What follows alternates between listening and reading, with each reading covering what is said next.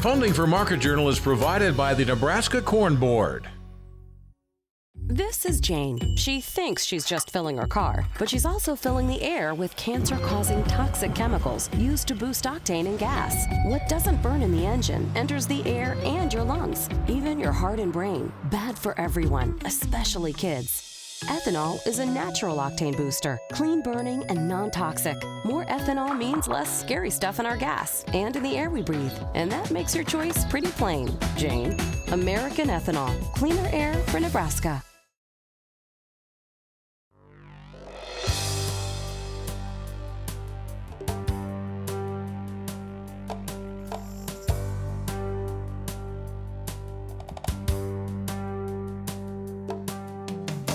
Market Journal, television for agricultural business decisions, is a presentation of the University of Nebraska-Lincoln's Institute of Agriculture and Natural Resources. Promotional support is provided by the Nebraska Farmer Magazine, and major funding for Market Journal is provided by the Nebraska Corn Board. Welcome to this week's edition of Market Journal. I'm Jeff Wilkerson. On this episode, Frayne Olson recaps the USDA's latest round of crop estimates. Stephen Wegulo describes rust issues in the state's winter wheat crop. Paul Genho talks about issues facing the beef industry, and Al Dutcher gives his weekly weather forecast. North Dakota State Extension economist Frayne Olson is our market analyst this week. The U.S. Department of Agriculture has increased its production forecast for the 2016 U.S. corn and soybean crops. In its November crop report released Wednesday, the agency bumped corn's output by 1% and increased soybeans total by 2%. The average yield of 175.3 bushels per acre in corn is 1.9 bushels higher than October's projection. Nebraska's expected 184 bushels per acre in corn is 3 bushels better than the previous estimate. Its soybean yield of 62 bushels per acre would tie Illinois for the largest in the country. We talked with Frayne Thursday morning and began by asking for his thoughts on November's production numbers. The big surprise from the production side was the corn number. The national average corn yield jumped again, actually is now higher than what we saw in August. Everybody was kind of questioning the 175 number that USDA came out in August. We took, the trend was to start backing that off or lowering it slightly, but all of a sudden this month we came in with a number even bigger. And again, most of that was because of some of the production levels we have here in the Northern Plains. Why was the trade not expecting that big of a jump? I think there was a lot of focus on the traditional corn belt. You get into Nebraska, Iowa, Illinois, Indiana, southern Minnesota as well. And the numbers for Iowa and Illinois came out as record numbers again, so they did go up a little bit marginally. But the big growth, if you look at the change in the numbers from last month to this month, has been in the Northern Plains, and in particular in North Dakota. We took a pretty healthy jump in our corn estimates. I think those are very realistic numbers based on my discussions with farmers and my traveling around the state. So we're going to have a very, very good corn year up here. And North Dakota was by far the biggest increase, up 17 bushels from a month ago. Tell me your secrets, Frayne. Well, I wish I knew exactly what it was. I think it's just a combination of some very good growing conditions. We were in the spring early. Usually in this part of the world, we run out of heat units or growing degree days. We have a pretty short growing season. Our nighttime temperatures are usually what hurts us. So we were in early. We had a very nice summer, and in particular this fall, we've had really, really beautiful weather. So again, our daytime temperatures as well as nighttime temperatures have been above average. So we had this longer growing season, and everything filled, and we've got nice, good test weight corn, so that adds up into bushels. The changes to demand, though, weren't enough to offset those production increases. Tell me where the tweaks were. Okay, some small tweaks on the corn side. The biggest change was in the feed, seed, and industrial use, or food, seed, industrial use, excuse me. And the biggest category of that, of course, was the ethanol numbers, and the ethanol number did come up a little bit, but this other category for seed, food, and industrial use also grew, and actually grew by a surprising amount. It's a relatively small number. It tends to be very, very, very stable, but for whatever reason, this last month, USDA did increase their forecast for that category. You know, we look at the stock market and the effect of the U.S. election this week, and we saw it rise when a lot of analysts thought maybe it would fall. Is there a break in here somewhere that could spill over into commodities? Well, and again, there's a lot of dynamics to the stock market and the investment community. Obviously, the election had a part to role to play in that. There's always this spillover effect, or there's a connection now, a stronger connection between the ag markets and what's happening in the financial markets, because more of the financial investors are using agricultural products and other commodities like the energy stocks as a cross hedge, or they're using it as part of their portfolio or their equity management strategies. So that linkage between what's happening in the stock market and the financial community and agriculture is much stronger than it used to be. So there is this spillover pressure, there is this interconnection that we're looking for. Now, at the end of the day, I want to remind everybody that the supply-demand conditions overpower some of this investment mentality, but when we don't have a lot of new news in the supply-demand sector, then all of a sudden what happens outside of agriculture, what happens in the world economy, what happens in the U.S. economy has a stronger influence. What have you been telling farmers about how they should, whether it be protect themselves or protect what we've seen is a record crop in both corn and soybeans for selling strategies? Well, I think until we get the crop harvested, until it's finished, we're going to be in a relatively tight trading range. Now that we have these new numbers, everybody's kind of trying to digest those and figure out what it means. But I think we're going to be in this trading range until we find a home for all of the bushels that we produce. From there on, it's going to be a bit tricky. What I'm suggesting to farmers is actually a three-part strategy. First, look for small rallies. Look for opportunities to try and take advantage of higher prices. They will come. We will have some changes in the market and market expectations. The second is don't overlook the carry in the futures market. So as we move forward into the deferred months or the outlying months in the futures market, there's a carry there. There's an incentive to store. Try and take advantage of that. And the third thing is right now, because of the big crop basis levels, that spread between the futures market and the cash market is very, very wide. Again, the cash market's getting flooded with grain, trying to figure out what to do with it all. Once we find a home for it, I do think we'll see some basis recovery. And so by the time you add up a small rally in the underlying futures, take advantage of a little bit of carry into the futures market, and then some improvement in the basis, we will be looking at better prices than we see right now. But we're going to really have to play all of the angles and all the games that we haven't had to play for a while in the commodity markets. Finally, I'll ask Frayne about the current condition of winter wheat across the U.S. Yeah, winter wheat conditions are still pretty good. We're just finishing up the tail end of the planting progress right now. Winter wheat conditions are pretty good. There are some concerns showing up in some areas about some dryness. We tend to have this every year, especially going into fall. The bigger, more important thing is what are the spring conditions? How does the winter wheat crop come out of dormancy? And what kind of growing conditions do we have during especially early spring months? Next week, John Moret from J.E. Moret Grain Company will join us to look at corn and soybean markets.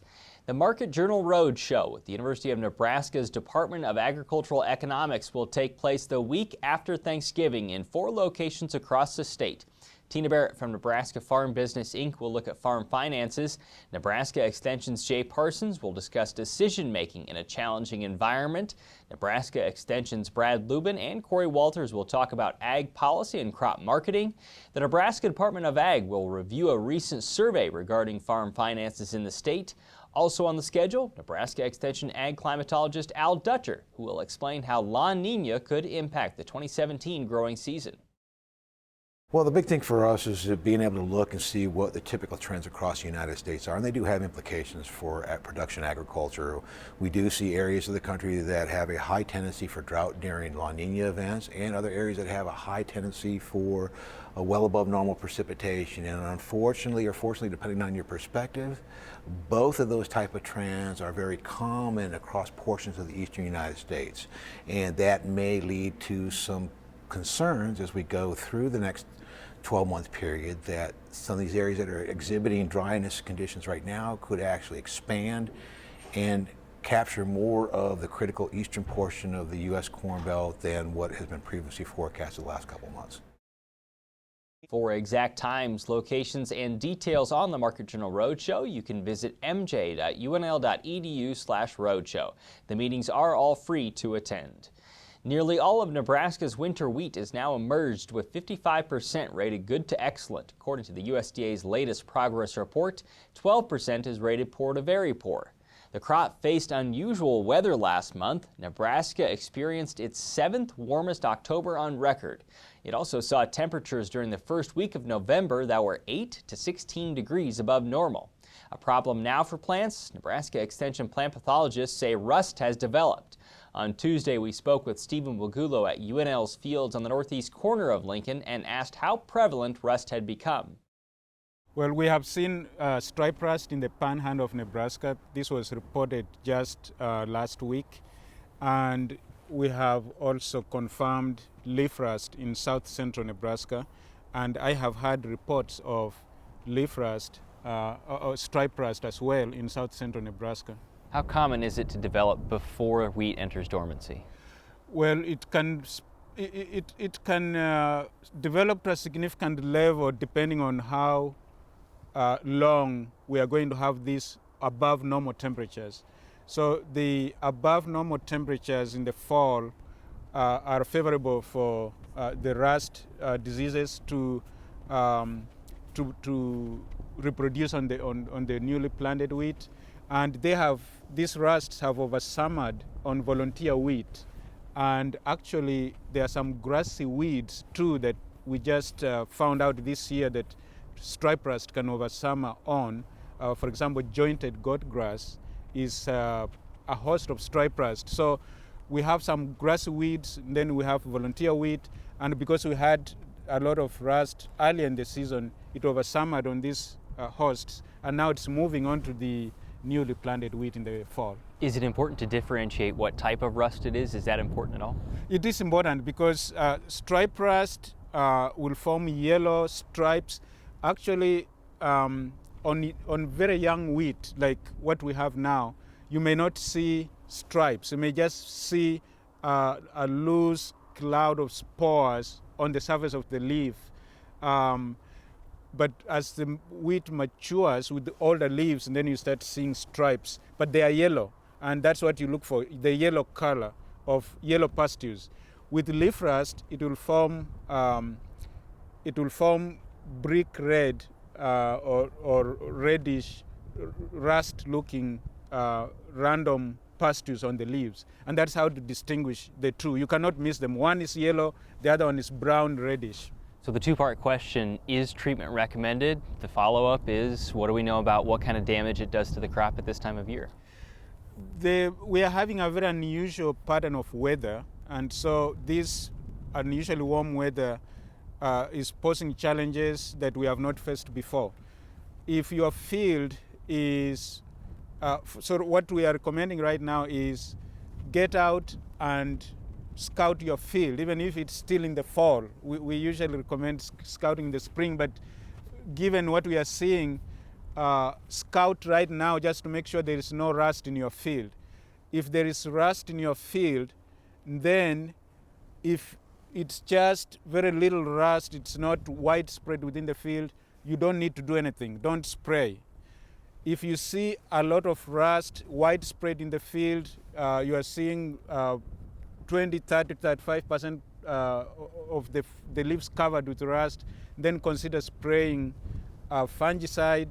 At this time, because of the low price of wheat, we recommend a generic which will cost a lot less than a brand name fungicide.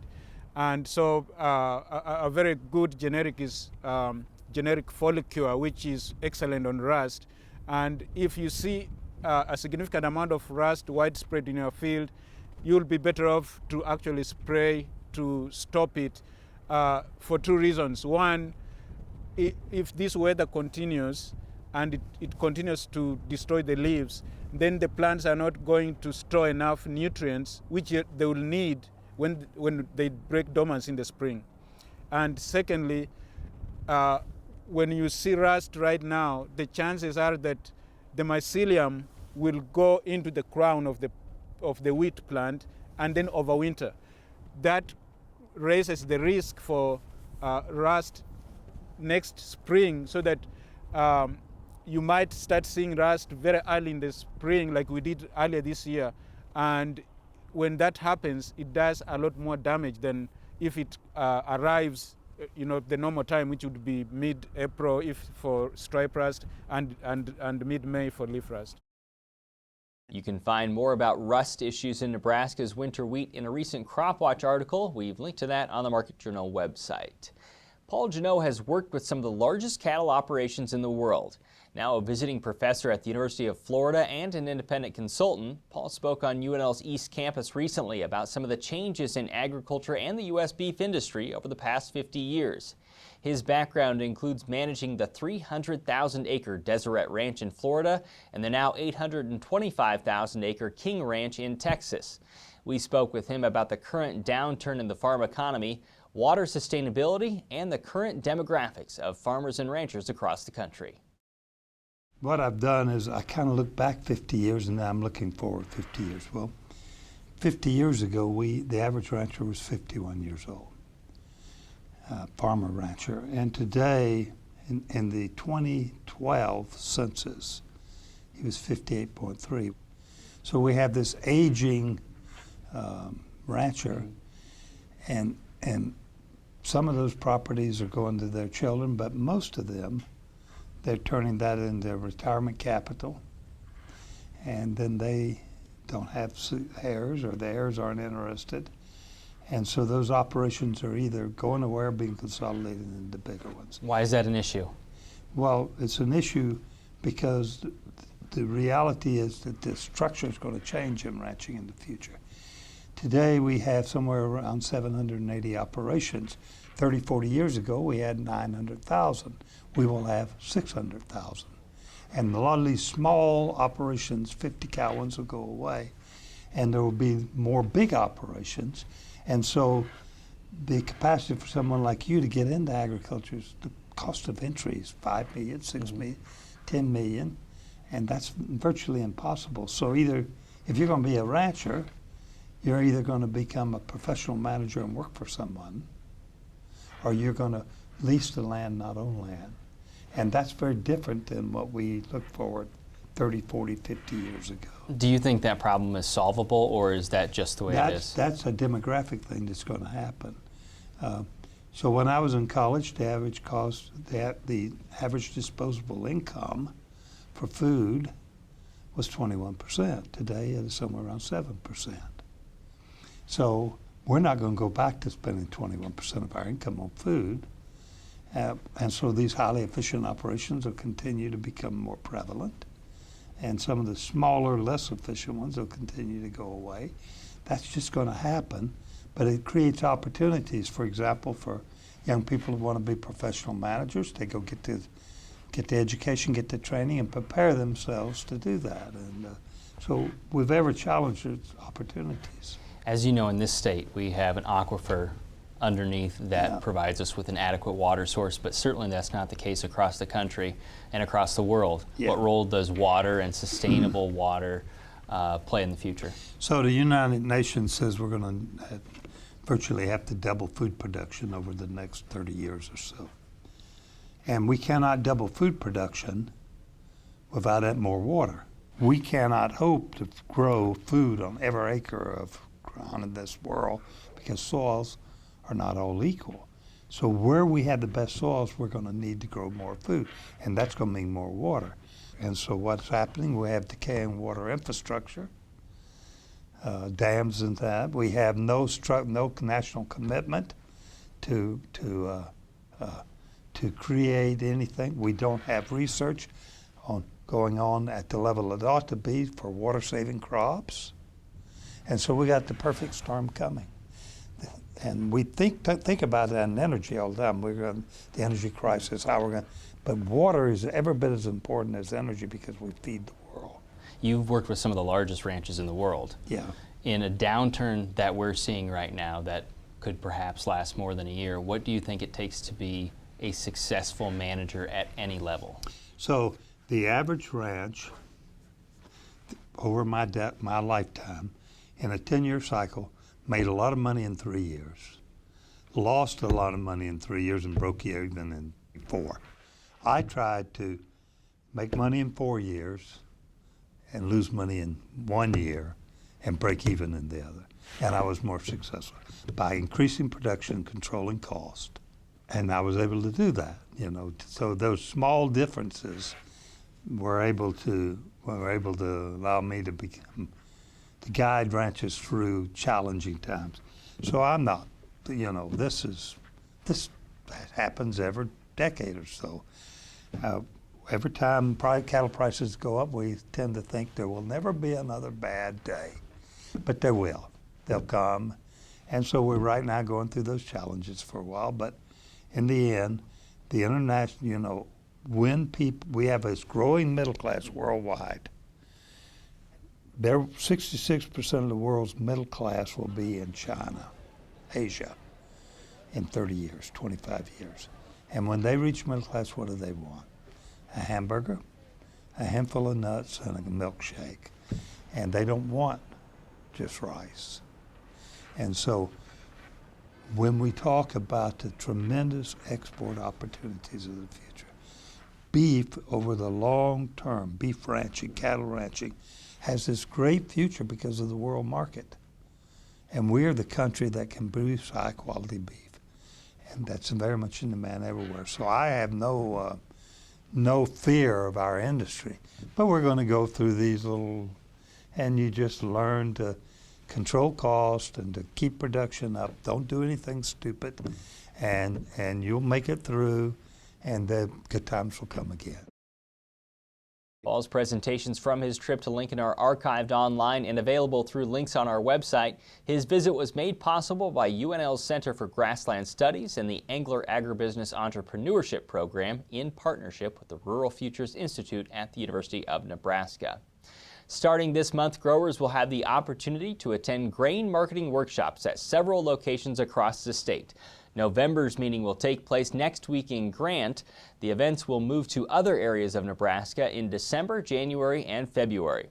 Nebraska Extension's Jessica Groskopf explains how the workshops could be useful to producers. I've had a few producers come to me and say they're really not sure what to do with the grain that they've put in the bin. Prices are at a low point and they're below their cost of production. And this isn't the time for producers not to stick their head in the sand. It's really a time to be proactive. So these workshops are really important because they will help you develop a grain marketing plan. We're going to look at what basis and carrying charges do in a high ending stocks environment. And more importantly, we're also going to test these grain marketing plans using a grain marketing simulator. And producers will also have the opportunity to take home the Grain Marketing Plan app, which is an app for iPhone and iPad developed by the University of Nebraska at Lincoln. You can find exact dates, times, and locations for the grain marketing workshops through a link on the Market Journal website. They're free to attend and sponsored by the Nebraska Corn Board. The November Nebraska Farmer says big data is a term that's been used widely in ag circles over the past few years. Although a number of farmers are collecting data, the question for many remains, how do you put it to work on your farm? Since it was founded in 2014, the Farmers Business Network has grown to include over 200 producers in Nebraska. The network allows growers to share information with each other anonymously. It includes Justin Fry, who raises corn and soybeans near Albion and has data on his farm dating back to 1998. You can read more about how farmers like Fry are using data services in the November Nebraska Farmer. And now with this week's weather forecast, here's Nebraska Extension ag climatologist Al Dutcher.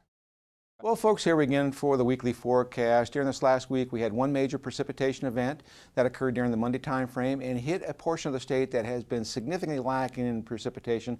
That is south central into portions of central Nebraska.